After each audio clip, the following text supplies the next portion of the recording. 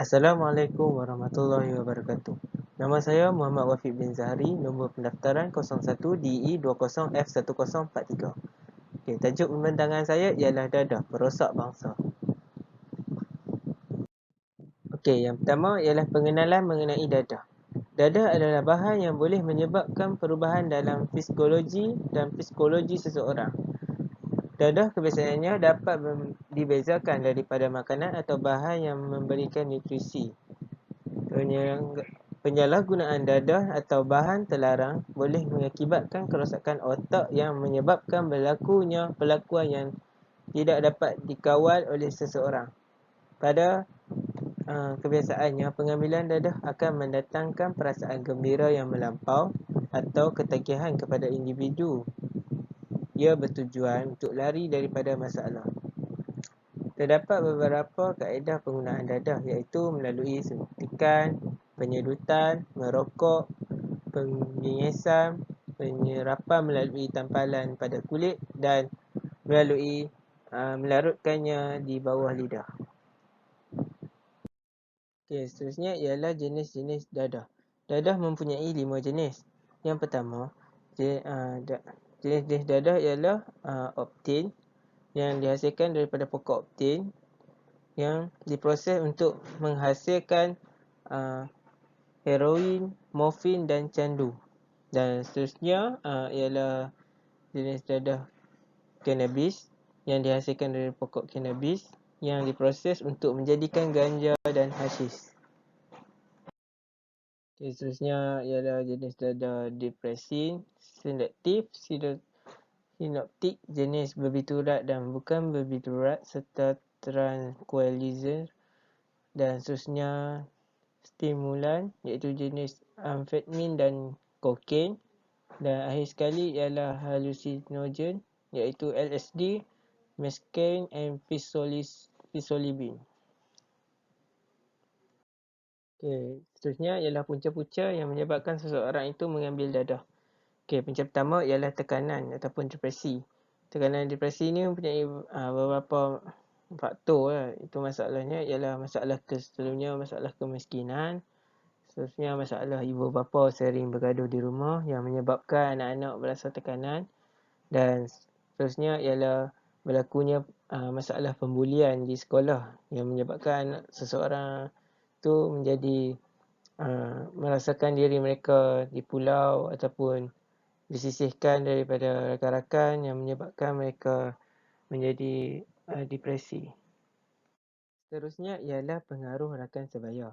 Okey, sekiranya seorang itu mempunyai kawan yang mengambil dadah, mereka berisiko tinggi untuk terpengaruh dengan sikap negatif rakan-rakan mereka tersebut.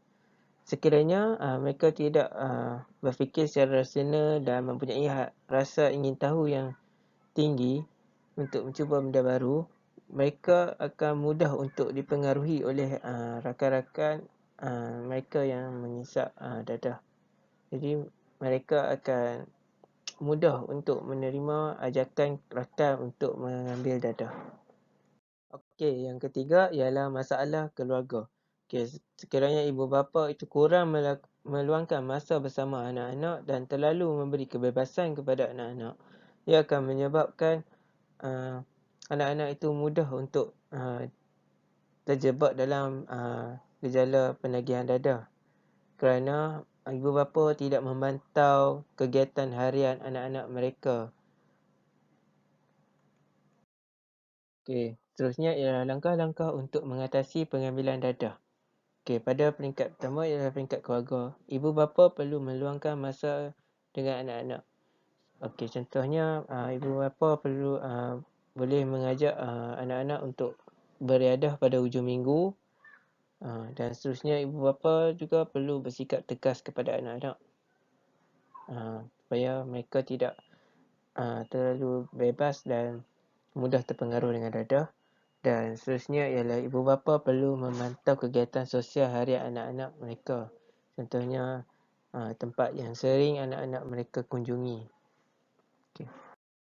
Okey, seterusnya ialah langkah-langkah yang untuk mengatasi dadah yang dilakukan oleh agensi.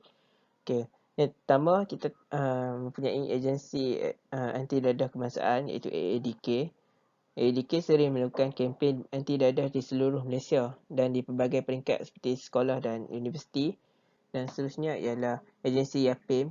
YAPIM sering memberi golongan dan bimbingan dan dorongan untuk penagih untuk berubah. Dan seterusnya ialah agensi pemadam, iaitu agensi yang sering membela nasib dan kebajikan bekas penagih dari segi kewangan dan kebajikan. Okay, seterusnya langkah-langkah untuk mengatasi dadah di peringkat negara. Okay, yang pertama, kita boleh mengetatkan undang-undang dalam hal berkaitan dadah, dan seterusnya negara boleh menyediakan pusat pemulihan di seluruh negara, dan seterusnya negara juga boleh mengadakan kempen melalui media massa ataupun media sosial supaya masyarakat dapat mempunyai kesedaran tentang bahayanya dadah. Okay, seterusnya, kesan pengambilan dadah. Yang pertama adalah faktor keluarga. Okay. Ia akan menyebabkan keruntuhan institusi keluarga, dan juga sekiranya ahli keluarga mengambil dadah, ia akan membebankan anggota keluarga dan menghabiskan masa dan tenaga dan wang. Dan akhir sekali ialah menghancurkan harapan keluarga.